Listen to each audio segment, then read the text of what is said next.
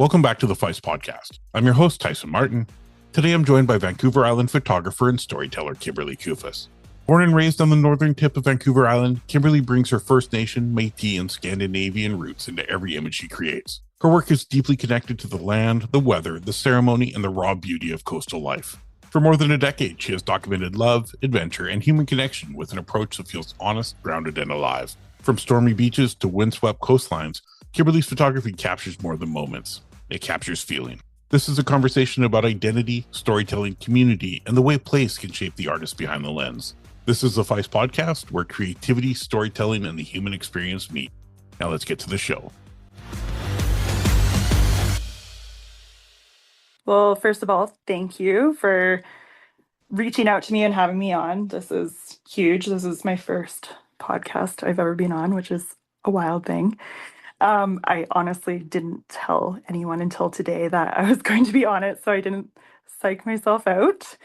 So I'm Kimberley Kufaas, and I'm from northern Vancouver Island, which is Kwakiutl territory. That's the area I'm from. I'm Kwakiutl, and I have roots in the Namgis Nation, and I'm also Scandinavian. So I'm from right where I live, from my Indigenous side, which is really cool. And it's special to be, born and raised in an area where you're surrounded by your family. Yeah, that's crazy. I'm Indigenous and Norwegian. Oh, same. Okay, Weird. that's the Scandinavian I am. So that is wild. My grandfather, actually, on my dad's side, he came over when he was in his early 20s from Norway. It was mostly, he was the youngest in his family of a whole bunch of boys, farm family, and he was just seeking work, and coming to Canada was kind of a thing. And that's how he ended up over here and meeting my grandma, and that was that. It's such an incredible thing. I was adopted, so I knew nothing about my history. I was actually adopted. I know you've heard some of my backstory. Yeah. I was adopted out of Portland, Oregon. I lived in Portland for the first 15 years of my life. My adoptive mom was from Vancouver, BC. When my parents split, we came to Vancouver. I've been here ever since. I'm 51 now, so however many hundreds of years that was between 89 and now. Yeah. I always knew I was adopted. It was never hidden from me. I always knew I was Indigenous. Growing up in my era of the 70s and the 80s, I was always told, don't tell anybody you're an Indian because they'll treat you different. Yeah. And that affected me a ton, all the way to my mid-30s before I really embraced it. Yeah. My adoptive father passed away. My adoptive mother passed away. A friend of mine gave me a DNA kit, and that was 3 years ago. And if Neil hadn't have done that for me, I wouldn't have found my birth mom. I wouldn't have found my birth father. I wouldn't have found out I'm actually from Merritt. Wow. That is really, in a way, a really healing part of your journey. Yeah. To get those pieces of the puzzle that you never probably are ready to withhold all that information, but how important and how special it is now. I'm sure that it has, come to you and sunken in. And also for the Indigenous part of things too, is just like that knowing of who you are, where Yep. you come from is really big, because, Indigenous is such a term that can be very blanketed, and it's so vast. And, a lot of people dig into that whole, what's your blood quantum or this. And then, for myself, especially, as a white passing Indigenous person, the Scandinavian roots are quite strong. I have 100% they freckles. are. I'm fair, and I might get a little bit of a tan in the summer. And as soon as that goes away, growing up was a little bit difficult, honestly. I in school and whatnot, it was just easier to, well, I was quiet. Let's just say I was very introverted, very quiet. So it was just easier to just just not say much and just exist. And I didn't say anything about being Indigenous. And it was really unfortunate. I would, go to culture classes and just kind of pretend like I've never known any of the stuff. And it almost hurts. Like it does hurt. It doesn't almost hurt. It hurts inside knowing that the little girl in me was just too afraid, especially of the bullying that happened. And it's kind of, a lot of people will be able to relate. The bullying, especially if you're white passing, is not just from the, white kids, it's also from the Indigenous kids. So you're kind of caught in the middle. So it's like, okay, if you just keep quiet and just keep moving along, just swimming in the stream of the fish, you're gonna do okay. Yeah. And And that's what I I did. have the same thing. I mean, Yeah. I'm white passing as well. Hmm. And I've been to events where I'm very close with a few members of Kwantlen. Hmm. And so I go to events and I photograph the events, and I've been like side eyed by people like, why are you here? Yeah. Um, Or who's your family? And yeah, it's very direct and it's very blunt. It doesn't come from like, we would love to know, where you're from. It's a very like, yeah, oh, it hurts when that does happen, but I think it's happened more than enough to me now that I know how to stand up for myself, be strong, utilize my words, and also like in a way stand up for not just myself, it's my people, my family, my grandmother, like everyone. yeah, Yeah, like stand our ground. We're strong people. 100%. Hmm. And like I have an auntie who's very, very indigenous passing, like dark skin, Hmm. everything. Yeah. And my indigenous percentage is actually higher than hers. Isn't that wild And how you that know, works? it's the Norwegian. That's what I always It's say very too. strong. It's so strong. I know our family with my siblings and I, there's one of each of us, is what we always joke. There's myself as a brunette, my sister as a redhead, and my brother started off as kind of a blondie. So we really got the mix. Yeah. And then my gran, so on my mom's side, the indigenous side, she is very indigenous. She's fully a fluent speaker in our language and What is the language there? Kwakiutl. Okay. Yeah, yeah. So she's fully fluent and it's adorable her speaking, especially to her other elderly friends. I just love it. They're always giggling. I'm like, oh boy, what are they talking about? Are they talking about me? And they're always, sassy kind of old ladies. And I'm like, oh boy, that's me one day, I hope. Yep. I love the language. Yeah, My partner, she speaks Hunkaminam, yeah. and I'm mesmerized by it. That and the drums. It's As soon as beautiful. as soon as the drums hit, I am like, okay, Just I'm home. emotional. It's Yeah. yeah. Anyway, so this podcast isn't about our culture. It I should know. be, We're just gonna go really far offside multiple times, I think. most But that's likely. okay. Because the way you look at it, somewhere along the lines, we have relatives that they're here because we're all Mhm. related. So it's a very powerful community. It's a very welcoming community. It is. And my goal too is to teach and help others. Hello. Sorry, my wife just got home. It's okay. Um, I want to learn to help others be very proud. So just like yourself, having those moments where, um, you know, not knowing what to say, being in between because you're indigenous, but you're being bullied by the whites, and then Yeah. being bullied. You just By can't our own figure out. people. Yeah. Yeah, and it's just getting caught in the middle of it all. But just trying to find your place is really the biggest thing. Yeah. So now back to Yep. focused. Um, when did you find your connection to photography? Was that something you always were involved in, or is that something that just one day clicked and you knew this is what you had to do? So growing up, cameras were always just around. My mom was really good at documenting, especially me as the first child, from being a baby and, through growing. And yeah, the cameras were around. So she would let me, finish up the last bit of film on the roll. And that was something that I really enjoyed. It was really special to me. I have always loved the arts as just like really little child. My dad worked at pulp mill when I was all through growing up.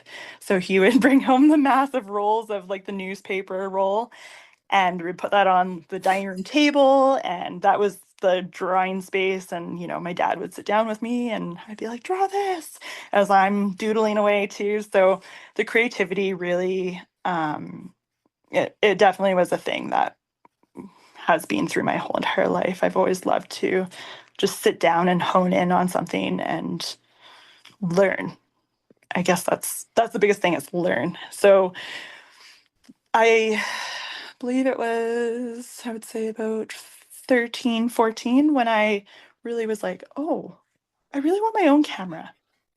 What's out there? And that's when digital, oh, that's a hard word sometimes, cameras were still pretty low qual, and quite expensive. So as a 13, 14-ish year old, of course, I didn't really have an income coming in, but this was going to be a purchase of something that I wanted for myself. So I ended up getting my first job as soon as I was able to work with that, whatever the BC maximum hours a young person can work when they're technically, like, I guess, an underage worker.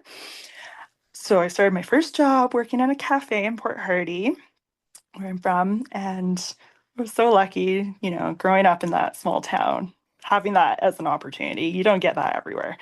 So it was pretty cute. Started working young, had those couple hours a week, and just saved every little bit from my paycheck, bought my first camera, and that is where everything just became a thing and started. I started by, walking around my mom's yard, taking photos of flowers in the garden, the family cats, and photos of my siblings. It was sort of, utilizing what I have at home as my subjects. And the growth from that turned into, oh, I'm going to print these photos of, flowers, butterflies, birds, whatever they were, and put them on cards and sell them at our local community craft store. And they invited me in because they had just opened when I was about that age as well. So I was their youngest artist in the curated store. And that kind of took off. I think it was kind of the story that sold my work. I gotta say that. Maybe some things were pretty good, surprisingly, for starting out. And, with I want to say it was maybe a 3-something megapixel camera, your photos they're all right. So yeah, that was where it all kind of blossomed, from selling cards to upgrading my camera eventually after a couple of years, I believe it was, to a SLR. It was a huge deal getting that first Canon Rebel of sorts. I felt like a big deal. I was in high school, definitely an art student, and just having my own camera like that, I was just like, oh wow, look at this. I've done something cool. Yeah. I can change a lens. I can change a lens. That's a really big deal. So that was a huge stepping stone. And that was sort of when I just started having, family friends say, hey, do you think you can take our photos for Christmas cards? Or, oh, would you photograph this? And, it was one of those things where, being a shy, introverted kid, I had a hard time with it. I honestly, I think it was a lot of the confidence that came down to it all, was just, you know, going to a place to go photograph this family that I know surface level or something in that form, or just know within the community, but I don't actually really know them. So it was so big just trying to put myself out there, and they're asking for this service where I don't even believe in myself yet. So to have the opportunity of that was really cool. Now to think about it, is those are the people that actually like created what I have now. And if I can go to each of those people and just say like, or just even photograph them and be like, hey, you guys were like the first 10 families that actually made what I have today exist. Like, it's something I do want to do someday. So if any of them listen to this, that will be very cute. And it would be It cool would, to do a comparison. but it would be a cool project to take those Hmm. first 10 families and recapture an image Yeah. and be able to share that. And I mean, Hmm. you grew up in such a beautiful part of the country. Hmm. You had everything basically there, you know. Exactly. Well, it's a small town, so Small town. We didn't have everything if you're talking in big store kind of terms. But when we talk about big scenery landscape terms, we've got yeah, that. And community is huge. Like living and growing up in a very small town of, well, we're at about 4,500 now, but I think we were not at that for all the years growing up, I don't think at all. So yeah. we know So almost everyone. that's actually kind of cool because Hmm. everybody knows each other. They know who to contact. Hmm. And I mean, you've done some pretty crazy photo shoots. I mean, I'm looking at some where you've got people out in their dresses in the snow, like mountain peaks. Like Yeah. you've done some pretty awesome things in your career. Do you have some one that just really stands out that was just so much fun to put together? Oh my gosh. This is one that I always get stuck on when people say, hey, can you just, gather a few images or something for a certain project or a blog post? I go, oh my gosh, like this is gonna be the hardest thing ever because there's certain pieces to everything that I love, and it all comes down to like the the story that happened within it. There's so much connection, and especially getting to capture a lot of people in all this imagery that I already know before even capturing them is it adds that extra layer. So if I were to choose one, I don't know if that's possible. I like my brain is running in circles right now, just trying to think of what I can pinpoint. But I would say I do photograph multiple different areas in photography. So that's another reason why it makes this such a hard question to answer. With the wedding photography, like all the love stories and all that, I do absolutely love capturing love. How cheesy is that?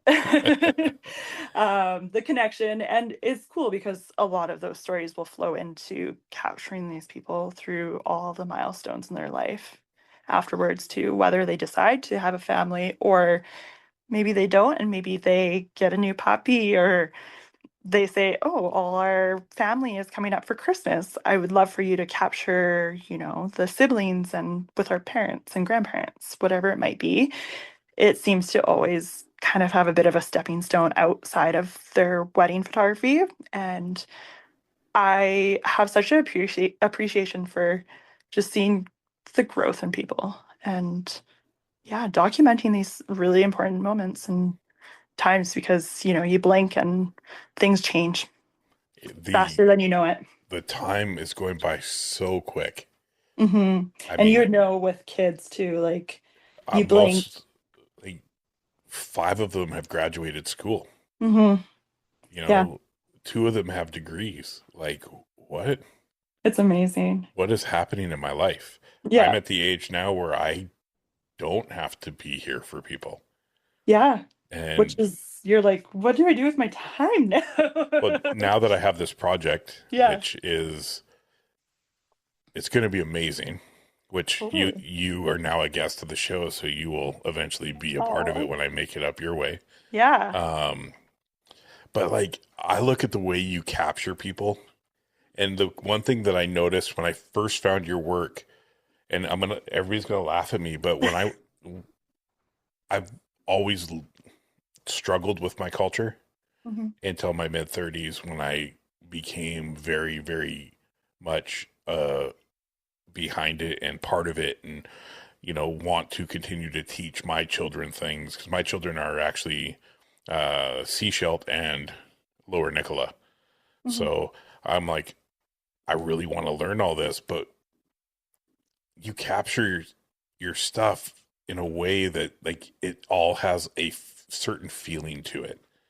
You look at the images and it's not like, it doesn't feel forced. You know, a lot of portrait work feels forced, like they're being told they have to stand and look a certain way. Like down even to, you have a picture. I point this way because I have another screen and I'm looking at your work as we're talking. Oh, But you have like, you know, you've captured stuff, indigenous dance, you know, the masks, the the artwork, the clothing, like everything that just, it holds so much power and it means so much to indigenous people and to the culture and to us. But you spread that through your work. Like you can yeah. feel the energy. Thank So you. hopefully that came across the way I wanted it to.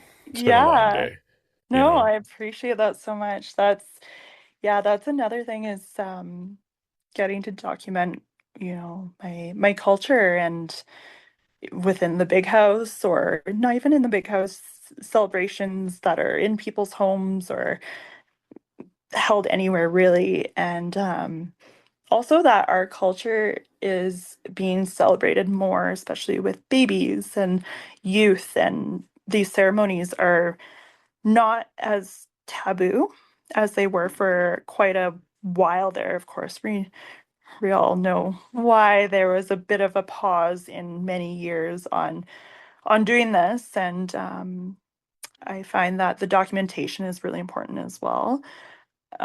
Being able to uplift these children, have these memories, and for them to see these photos, how important they are and where they come from is actually, I think it's really healing for this generation. And even, say my generation, the ones that are maybe having these babies and having these celebrations that maybe they didn't get to have or they didn't get to see images from. It's kind of giving that belonging again and breaking that stigma and giving so much more strength, I think. Yeah. So Mhm. down here, um, what I find is there's so many youth that they're now again embarrassed to be indigenous. Yeah. They want to be they want to be away from it because it's, as much as people want to say there's not still racism towards the culture, Hmm. it I see it every day. Hmm. I It's read heavy. it. I kind of Hmm. I had to stop reading the comments on anything it mentions indigenous people. Yeah. I get Um, it often still. Hmm. and it sucks because it's such a beautiful culture. I have Hmm. never been so welcomed into anything. You know, it's something that people need to understand more about. And we Yeah. also take photos. We take great photos. Yeah, exactly. Yeah, and the documentation of everything. So, a huge inspiration. I'm sure a lot of Indigenous photographers would mention Edward Curtis as a inspiration for just documenting the people, the locations, and you know, what they're wearing, what they look like. And my mom actually has two of his portraits, two, maybe three of his portraits in my parents' house where, growing up, I would see those photos every day. And I just had so much fascination for that photography and seeing more of it, not just from our, Kwakiutl peoples, but from down to the States and all over. And it really introduced me and opened my eyes a little more because we only see so much in school with our history teachings. And I was in that weird time in school where the cultural classes were actually cut from the curriculum. So we had a big gap of lost time where we could have been learning all this information and about our own people and other nations around, and that circling back to Edward Curtis and documenting what he did, that kind of gave me that inspiration that hey, these photos exist and they're very prominent to this day, and some of them are, they're I know they're not that old, but they're old. Oh, I mean, if you So, look back into the history of Edward mhm, Curtis, I mean, he mhm. started his project in 1896. Exactly. Yeah. With, So they're old, but I know when some people say old, they go European old. I'm like, no, not there's a that old. difference. Come on now. But are old. So documentation, yeah. And where that came into is, capturing ceremonies and celebrations, the potlatches. It really hit something for me. And it almost took that layer of that, it's sad to say, but that embarrassment of being Indigenous that I felt. And it gave me a place where I felt like I belonged again in the big house. I would go in there growing up, and I always enjoyed my time. I always had one auntie that would always bring me up to dance, and it was so cute. And she just like, that was our thing. But other than that, like I had a good gap in many years where I just didn't feel like I belonged. I think it was more the teenage years where I was a little lost, a little bit depressed, just sad, and just was having a rough go at life. And it it really yeah, hopping into the big house, but with a camera, it was almost like my little security thing that I had to hold on to, and it made me feel like I could kind of hide still, but be there and sit, learn, feel it, and just be immersed again, I guess. And yeah, so that's where all the photography kind of flourished in that aspect of things. Hmm. Yeah, there's so many incredible. I mean, there's Martin Loft, like Hmm. legend. Yeah. You know, there I found out from him when I did a recording with Martin. Hmm. But I found out there used to be a whole Indigenous photographers of Canada like community. There is. So I recently found a web page for that, which you might have touched on just from searching as well. And it still exists, it looks like. And I'm super interested in digging a little more. It's actually saved in my endless tabs I have on my iPhone here. Yeah, Yeah. All the things I want to read or want to maybe apply for eventually, but I'm good at writing massive lists and eventually maybe looking at them again. I got those same things. Yeah. It's like the doom lists. Yeah, but Yeah. you have to. You have to. There's so many different things that a camera can open the doors for. Hmm. You know, you're very fortunate that you have the big house there to go and shoot. You know, Hmm. and some of those images, like just seeing them captured in motion, the dance, you know, with the masks and things Yeah. on, is some of the most beautiful type of work you could put out there. Mhm. Um, when you first started getting into, you know, being paid for your work and starting to make Yeah. somewhat of a living from Yeah. photography, because very few get rich from this. Yeah. I just want to make that clear. Yes. Um, We're starving artists, quotation, as I was told I was going to be in, well, prior to completing my secondary school and then going into post-secondary, or hopefully going into post-secondary. I was told I was always going to be a starving artist, and I was like, well, let's prove this wrong. yeah. So But it's not easy to break through in, a creative career, as there's it's just the layers that go into it. well, that was a question I was going to ask because Yeah. you're from a very small part of Canada, Yeah. and I mean your portfolio is pretty impressive. Thank you. You know, so being from a small town, can you give some people some of the insight and some of the ways you looked at the world to get the jobs that you were landing, and how you kind of stepped outside of small town Canada to Hmm. just open the doors for your future?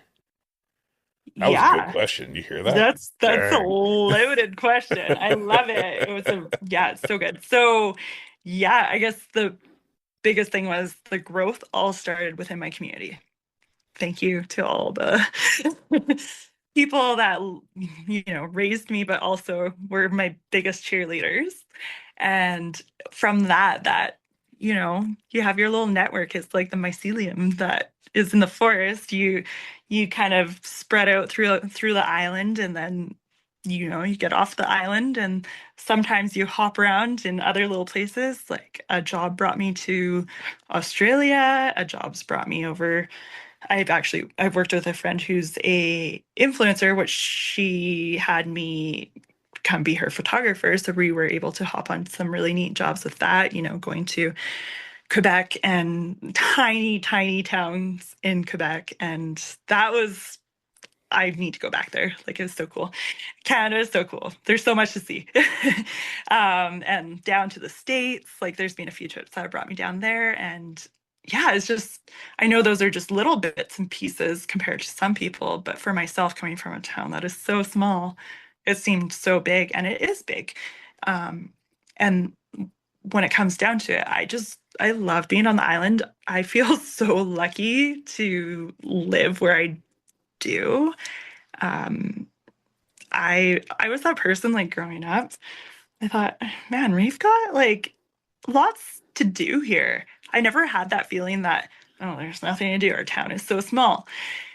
I just loved what surrounded us. So being on the island is really where I've just ended up rooting where my business really revolves.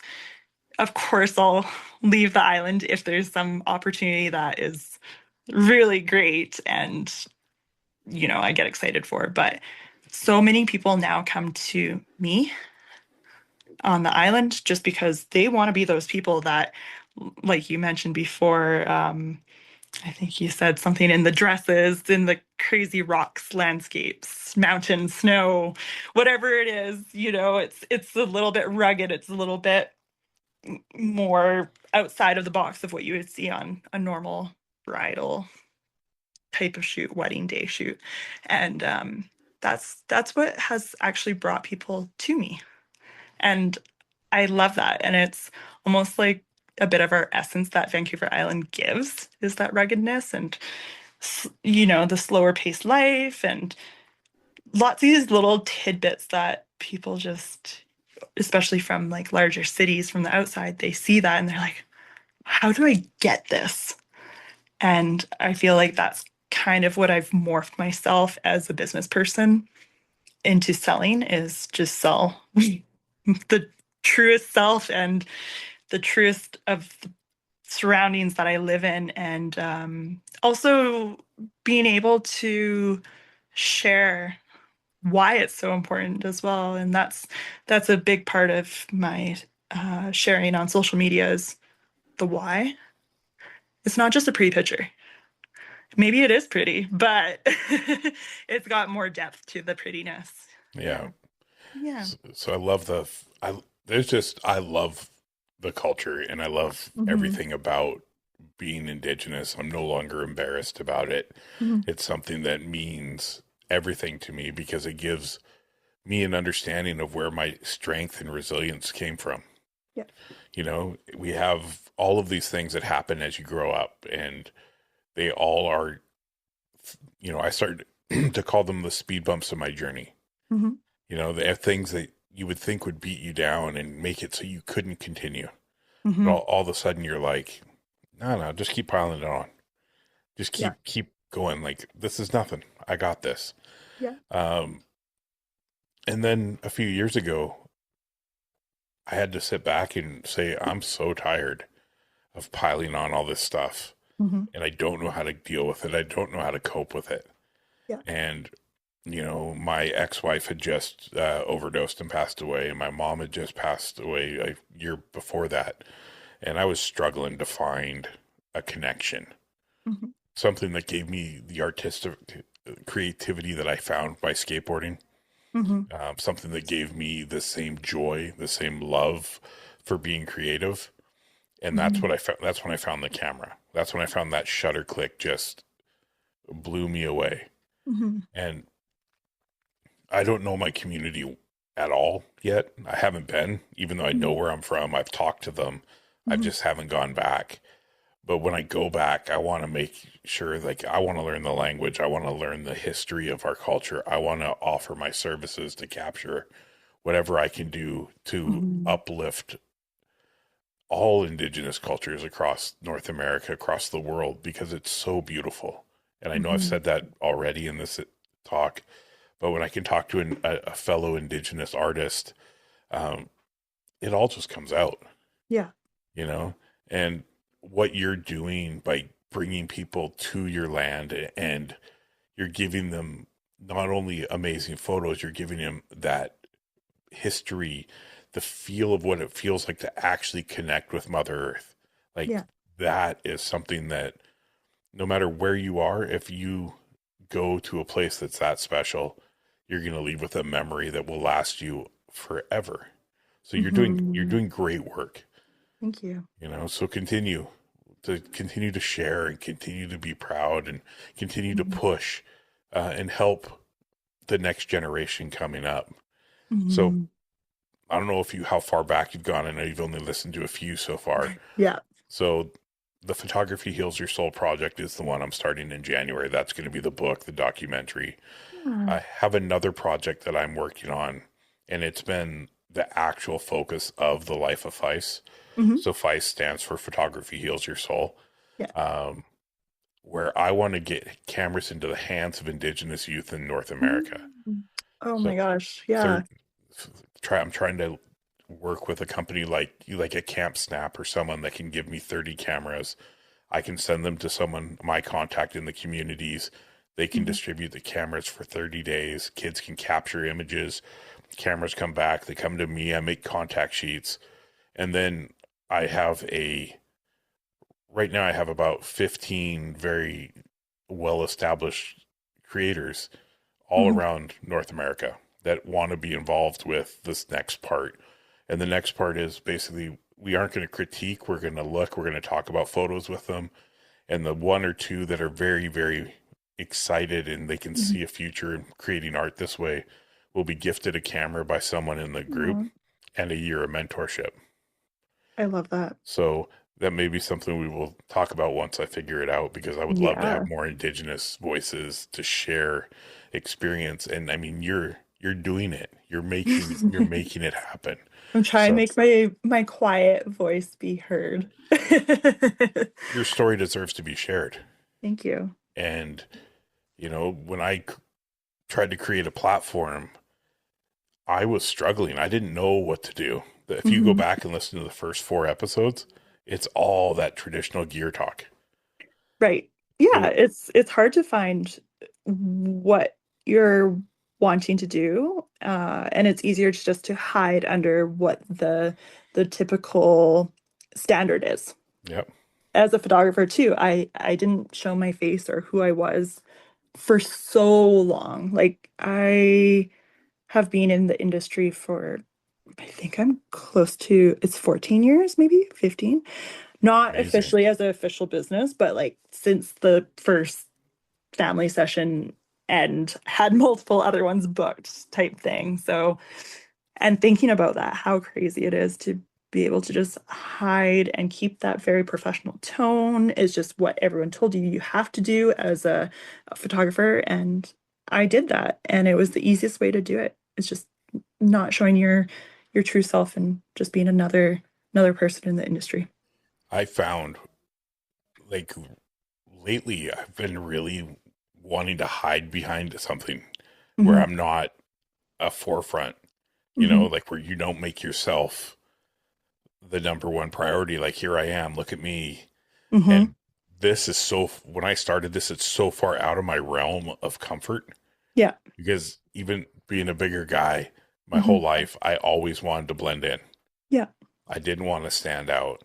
Hmm. And as the episodes have gone and the people I've met, like, everybody who's on the show is on the show for a reason. They're picked Hmm. for a reason. I do the booking, I do the editing, I do Yeah. the interviews. It's me. Yeah. And I can have whoever I want on whenever I want, and I don't have anybody to answer to, but I also want to keep it to a point where I'm connecting and sharing story of people that inspire me and I know will inspire those that listen. Yeah. So again, thank you for doing what you do. I hope you're so proud of what you've put out. Yeah. That's really special to me. Thank you for, oh my gosh. I've actually like teared up a little bit as you've Oh, sorry. mentioned some things. It's oh yeah, I'm very excited to just be able to have this as my career and to just be creating these really special memories for all these people that they'll just have forever, and then so will, the people to come. So yeah. And the opportunities that you've opened doors for yourself. I mean, Mhm. it's all about saying yes. Yeah. You know, it's scary as it sounds, as scary as it feels. If we say yes, we can do so many different things. You Yeah. know, I suffer from imposter syndrome. Mhm. Oh my goodness, do I ever, you Yeah, know? I feel that too. And but then I look at my work and I'm like, wait a minute. Yeah. I don't follow any rule. I edit how I feel. That's very similar to me as well, as I just do things my way. I have always done that, being a self-taught photographer. It's always been my way. And I learned the hard way a lot of times. And you know what? I think that's what gives us that strength in our creativity and being different from the rest is, we're not really working in that straight and narrow. We're kind of outside that box. So, Yeah. and yeah, it's important to do that as a creative. Being told to stay within the lines and just do what everyone else is doing, that's just going to throw you right in the pile of the massive photography industry. Yeah. And that's, Hmm. it's cool that you said that because I was very blessed to speak at the fine arts school here in the town I live in Hmm. Langley. And it was one of the first things I said was the rules just kind of throw them over to the side there. It's Yeah, important to learn, your triangle and blah, blah, blah, blah, blah, blah, blah. I don't believe that you have to shoot manual to be a professional. You not know, at all. I spend 90% of my time in aperture priority Yeah. because I shoot things so quickly. I need to Hmm. be set, and sometimes I don't have the time to do it.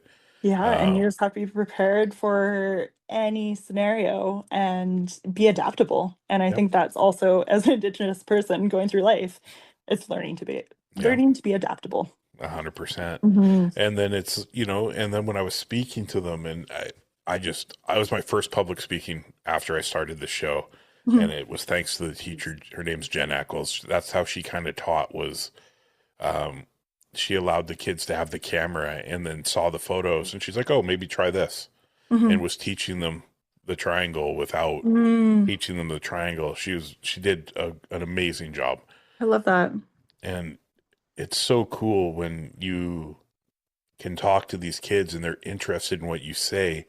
And then a few months later, they call you back to the school because they've taken the words in your style and Hmm. created their own works of art in your style that you got to then walk the hall and discuss with them. That's so cool. It's one of my glowing achievements Yeah, for no, that's since I so started good. this, and I love it. Um, I was just browsing your thing here. You worked Mhm. with Volvo even. Yes, I did. How was that? I think that was that a pre-COVID times thing. So a little bit of time ago now, but that was super cool. I actually, when I first got the initial email for that, I thought it was a scam. Because of course that goes to my confidence in what I do is, oh no, this can't be a real deal thing. This is definitely, they're going to be like, where's your credit card? Can I have your credit card? Yep. No, it was real. And that was very neat. They really just allowed me to kind of take direction on how I wanted to photograph for them. I love it. It was a very cool campaign, and it was funny how it all came down to it is, they're out back east, the people that reached out to me, and I started chatting with them. I let them know where I'm from, and then as soon as we got into logistics, they're like, "Oh, Vancouver Island. Oh, Port Hardy. Oh, that's really far." And I guess, because their fleet of their vehicles is over on the mainland and all that. So I pitched a couple ideas to them because the first one they go, "Oh, Port Hardy. Oh my goodness." And so I was like, what's another area that really speaks to me? Has, of course, beautiful landscape, but also with culture. Like it's very culturally like their presence is quite large. So Yeah. I thought Squamish. So that was with my choice of where I was going to photograph this whole campaign is in that area. And it was amazing. I loved it. It was very cool. Such a great opportunity and something that it came to me and I was baffled. Yeah. Yeah. That it's cool. Like it's neat to see like you still had to hustle for it even after once they figured out where you were. Like Yeah. logistics, right? And you're like, Yeah. okay, well, hey, let's it's an audible. Let's make this happen. Yeah. Let's go and continue. And Yeah, and that's the thing is my mindset is such a okay, if plan A doesn't work, what's plan B, C, and maybe plan D, maybe even further. Like I've always got all these options just in case things go sideways. yeah, that's that's cool. That's what people need to hear Hmm. because a lot of people put all their eggs in one basket. Hmm. And have only that one way that they can go. Yeah.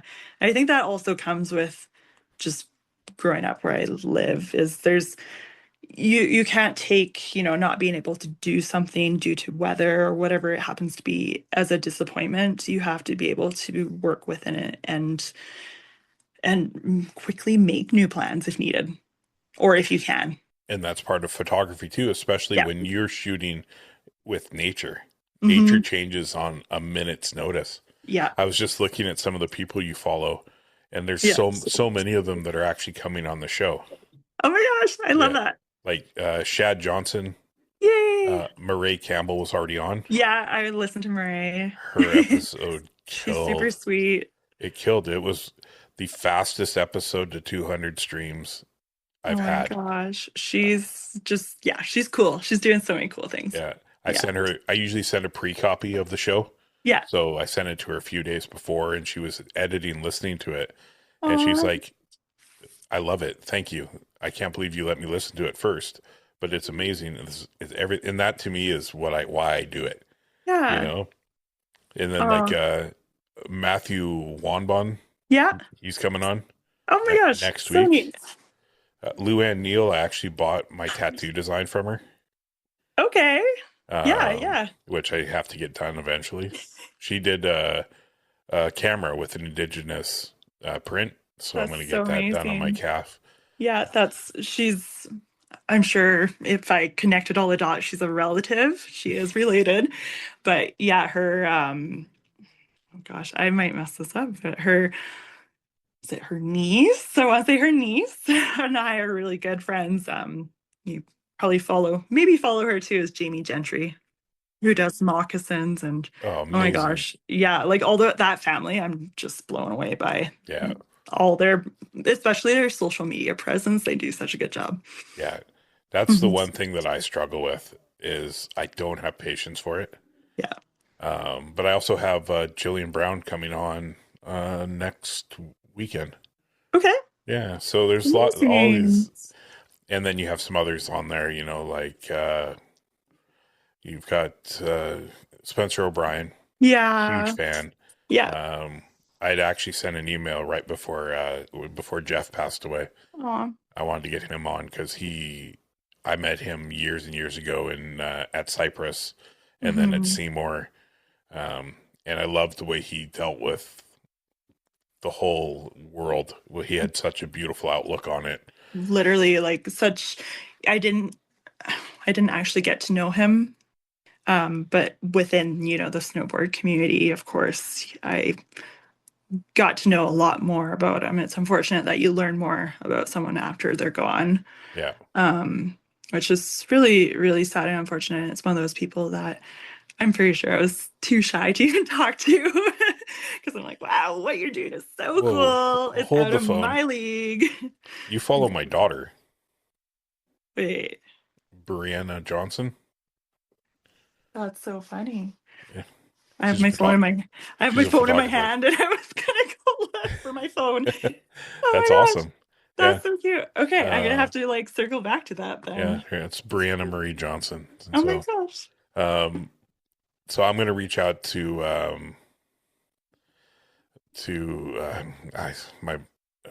it kills me every time I think of Jeff passing. Yeah. But I'm going to reach out to Leanne eventually Yeah. and say when she's ready. I would love to have her on. Um, there's so much love for her and Kyber and Mhm. Jeff in the community outside of snowboarding. Oh yeah, just like in the community itself, everyone that surrounds like they're just those good humans that have so many connections, right?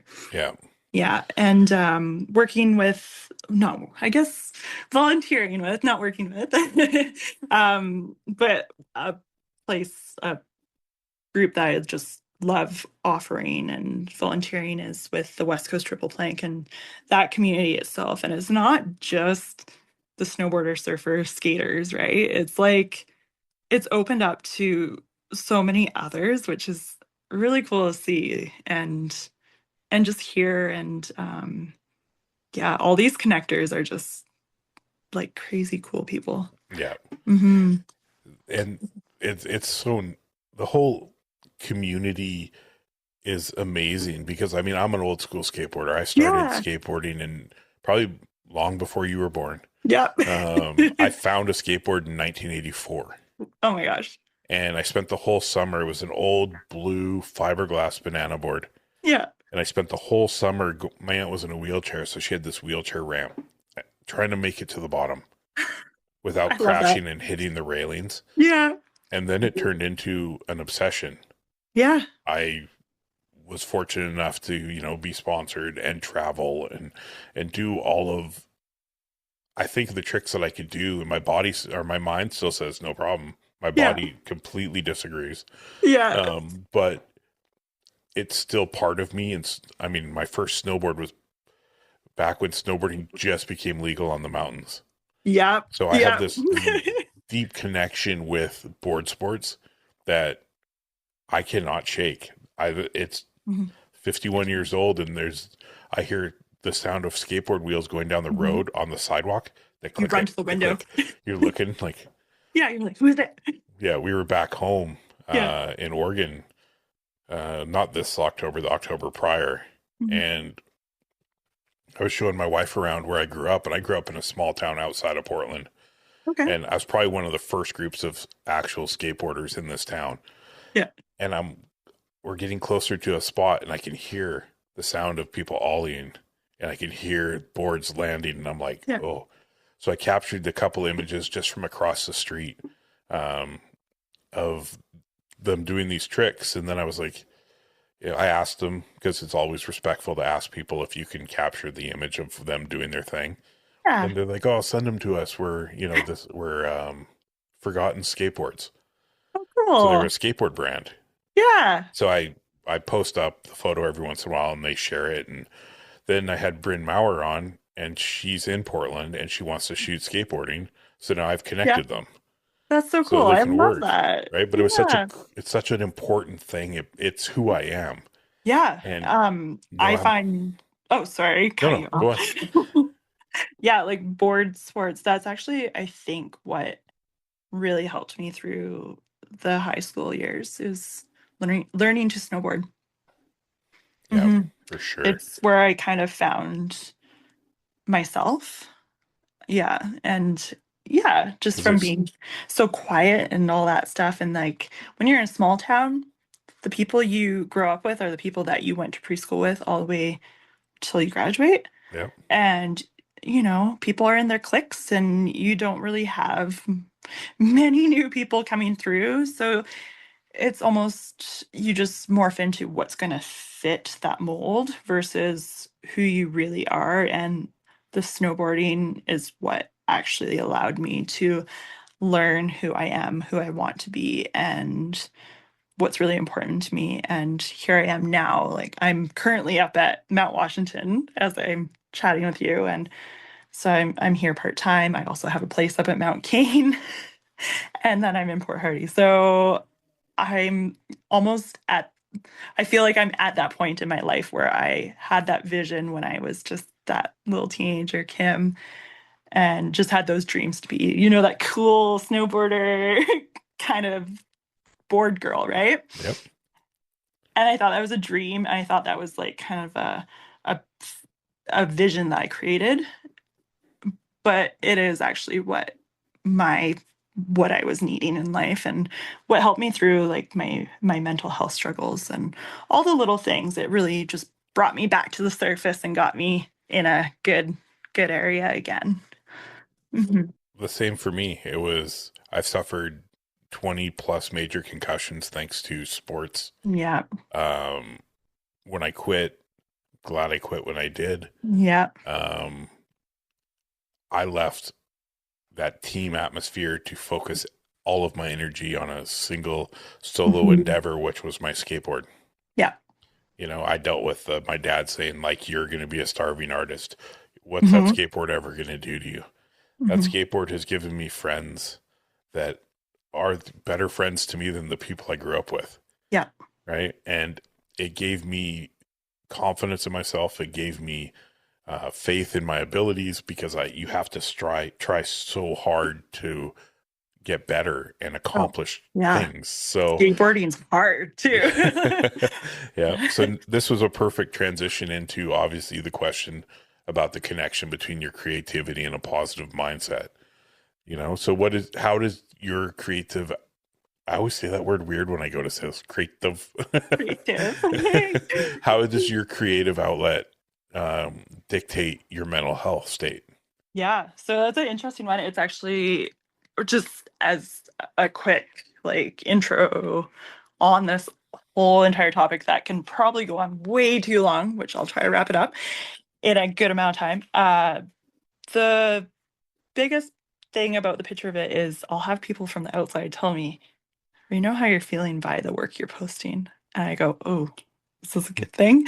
And it sometimes gets me and I go look at, say, my Instagram feed, because that's usually where I'll curate my stuff more. My website is archaic and I just updated it a little, but it's definitely the old content still, just a little fresher looking.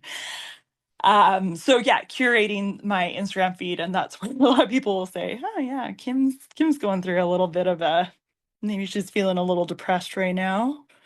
But you know what? That's kind of the work that people love the most. So Isn't that weird? Because it's so weird. I think you it's just can the tell this. emotion is so deep in it. For me, I start looking for dilapidated, moody. Like shot this one time in New Westminster, and it was those days where I wake up on days Mhm. and I know when it's going to be a bad day, and I was Mhm. having a day, and I was Mhm. walking through the rain, and I came around a corner, and there's this chain link fence and this huge puddle, and as I look through, this building's falling apart, but it's Mhm. got this bright red door, Yeah. and I captured that and I edited every part of it to be moody and just angry. And next Mhm. thing I know, people are just falling in love with this photo. And then close friends that I shoot with are like, dude, are you okay? Yeah, you good? You Yeah. getting like the little DMs and stuff, and you're like, yeah, I'm great. And they're like, no, you need to talk. Yeah. And usually, it'll turn into something where, especially I have my handful of friends where I can kind of fall back on, and I'm like, yeah, actually, you're right. You caught me.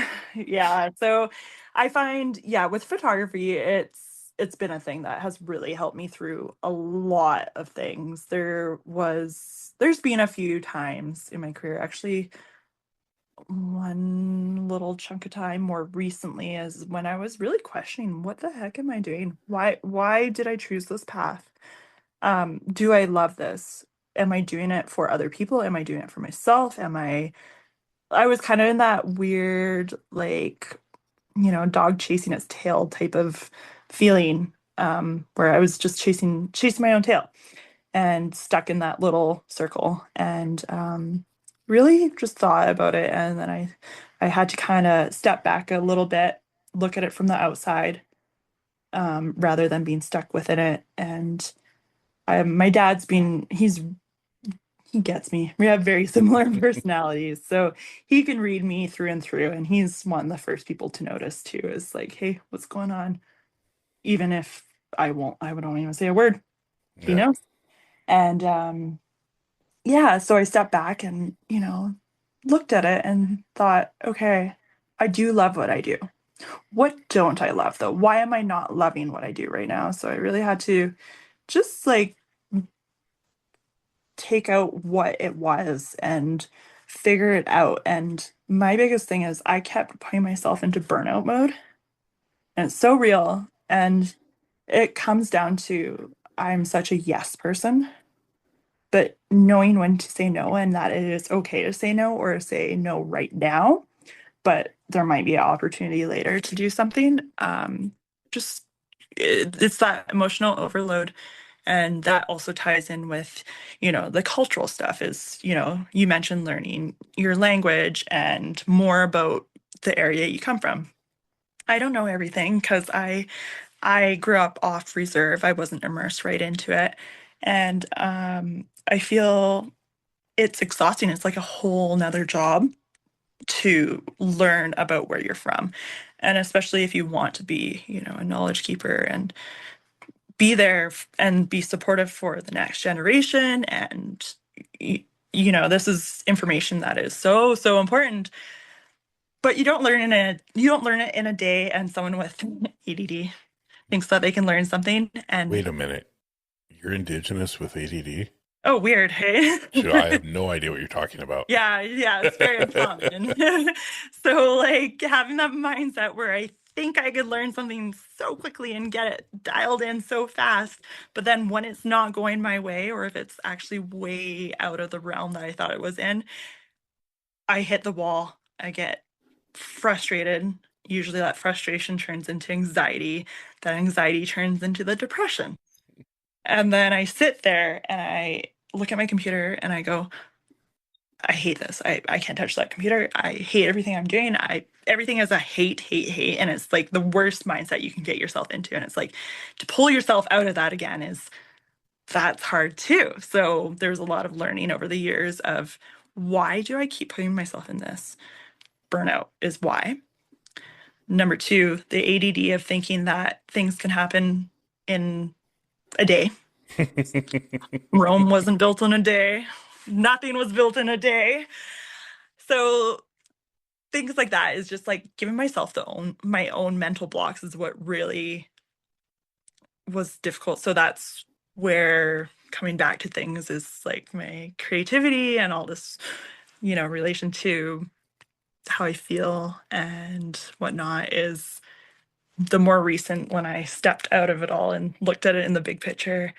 I said to myself, okay, what do I hate?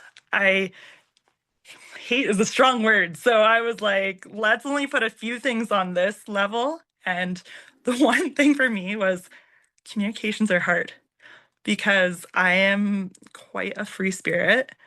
I'm often off grid with no cell reception. And I am like the happiest person ever because it's usually on a mountain and I'm usually snowboarding and I'm with all the people that I love. And it's just my happy place and it's an escape and I have so much appreciation, but people, especially clients, don't always love that and they don't understand that.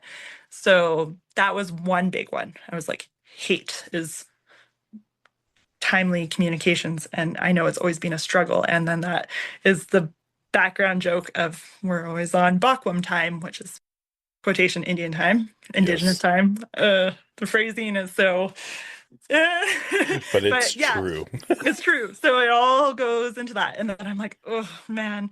So just trying to find avenues of where I can be more successful in that area. So that was my big hate. Everything else didn't fall under the big hate, which is good because I know that was going to be easier to work around and to find better ways to, make my life a little easier, which it's I can't say my life is super hard or anything. It's just I create the difficulty for myself. So my biggest thing was how and where am I going to find either an agency or a collaborative company that might work with me or maybe an admin person. But then it comes to, can I afford this? Mm-hmm. There's a lot of little things. Like I put a lot of thought into it and I don't hit go on things really fast. So what I did choose to do was I jumped into working with Folklore Wedding Company, which is based on Salt Spring Island. Um, Sydney Woodward, that runs the company, he was so funny. I think he reached out to me like when he first started Folklore Wedding Company. And I was like, yeah, okay, cool. Um, yeah, I kind of just gave him the like I have no capacity to put myself into something like that, and I don't know what I'm doing personally.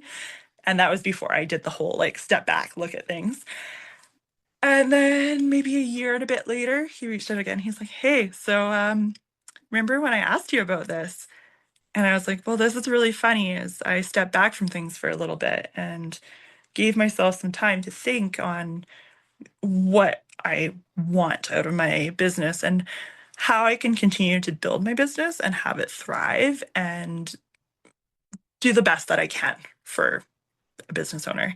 And I said, "I think I'm ready. I'm ready to say yes to this." So, what he offers is a collective of wedding industry people, mostly the photographer umbrella things. And there's, I think, I don't know the number. This is actually really bad. I should know this stuff.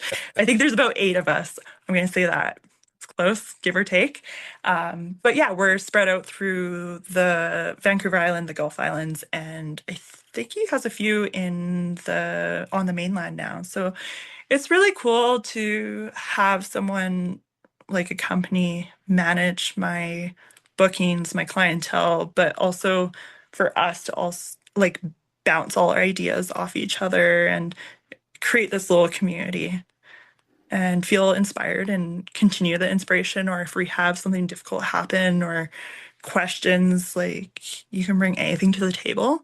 It's nice to be working with people. And I think I love working for myself, but I also thrive off of working with other people and have the accountability because, when you decide, oh, I could learn this whole thing in a day and then waste like a whole week trying to do one thing that you don't even nail at all, this kind of keeps me on track. So that was a big thing for me. And it's new, like super new. It's the last month and a half that I've been on board with them, I believe. So Nice. yeah, so that was a huge change. And I think for moving forward, I've created a lot of relief for myself and it'll let the creativity really come back to where I want things to be. Fantastic. Mhm. I figured that when your response to my email about coming on the show was, all right, I signed up for a date because I didn't want to change my mind and overthink it. Yeah, that is so me. I could have waited a whole you might not be talking to me for another year if I didn't just sign up and hit go. Well, I appreciate it. Yeah. That's been a great conversation. So I got two more for you. Sure. One, any words of wisdom that you can share with people listening? And two, where's the best place for people to find you? Oh, words of wisdom. I'm going to say, even if you get told that you can't make a career in the arts, whether it's photography, whether you're going to be a painter, muralist, whatever you choose, anything in the arts, if you get told it's not a real job or whatever it is, or you have to go to school, you can do what you want. You can do whatever you believe. If you believe in yourself, run with it. That's what I did. I just believed and I wanted to prove outside of that, and I sure did. Yeah, you And did. I did appreciate, though, that push, go to school, because I did try. I tried. I went for the 1 semester, and it was good to get that taste of post-secondary, and I don't regret that at all, but it just wasn't for me. And that's when I pivoted and said, hey, I already have a little bit of an established business. I can step away from this now and I can keep going tomorrow with what I already have going. So that is what I did. And whatever path it is, you just gotta believe your gut. That's the biggest thing. And yeah, and if anyone is looking for me online, I don't go by my name on my Instagram. So I'm West Coast Life, which I've had a lot of people in public go, I don't know your name, but you're West Coast Life. And I go, yeah, that's me. Yeah, here we are. So that kind of came about when Instagram first started. I didn't know how cool I was back then, but apparently I was pretty cool to choose that. But my website is my name, which is harder to spell. So I'm glad I chose the West Coast Life for Instagram, which you can find all of my other links on the bio on there. And if you do want to find me, and if you do want to try the spelling of my name, it's www.kimberleykufaas.com. And that's where the super old website lives. Another fun thing to deal with. I'm in the same boat right now. I'm trying to get it done. Yeah, but it's not easy. And especially when you're creative, you just end up with way too many ideas. And that is the roadblock every time. Yep. Mm-hmm. Well, this has been amazing. I appreciate your time. Thank you so much. I look forward to watching you continue to grow and build this career that you're doing, and that your continued success continues to happen. Mm-hmm. Thank you again for getting on with me at, in the evening here and putting an episode together. Well, I appreciate this so much. And yeah, it's a big deal. First podcast.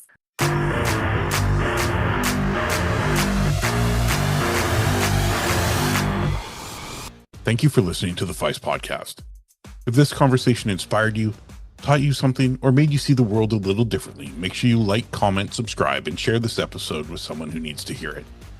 Follow us on all social medias at P.H.Y.S_podcast to stay connected with future episodes, behind-the-scenes content, and the growing creative community around the show. And remember, as always, photography heals your soul. Thank you for listening. Have a great day.